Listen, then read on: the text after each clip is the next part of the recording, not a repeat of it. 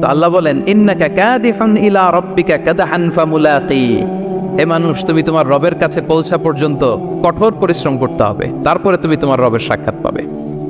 তার মানে এই দুনিয়াটা হচ্ছে পরিশ্রমের জায়গা। প্রিয় ভাইরা, এখানে পরিশ্রম না করলে সফলতার দেখা মিলে না।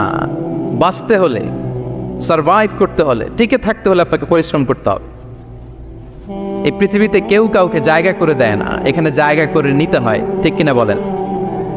আপনি যদি পরিশ্রম করেন, পরিশ্রমে যে ঘাম ঝরে শরীর থেকে, পরিশ্রমের ঘামে জন্ম নেয় সফলতার বীজ। আপনি যখন হাড় ভাঙা পরিশ্রম করবেন, এই পরিশ্রমে যে লোনা পানি বেরোবে, যে ঘাম বেরোবে, এই ঘামেই জন্ম নেয় সফলতার বীজ। এবং সফলতার কোনো শর্টকাট হয় না প্রিয় ভাইরা। অনেকে অল্পতে সফল হতে চায়, শর্টকাট খুঁজে, আসে না? নাই না, সফলতার জন্য আপনাকে লং কাটে যেতে হবে।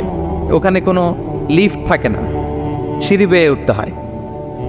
অনেকে চায় যে সফলতার লিফটে উঠবো, সুইচ চাপবো, সাকসেসফুল ইন লাইফ।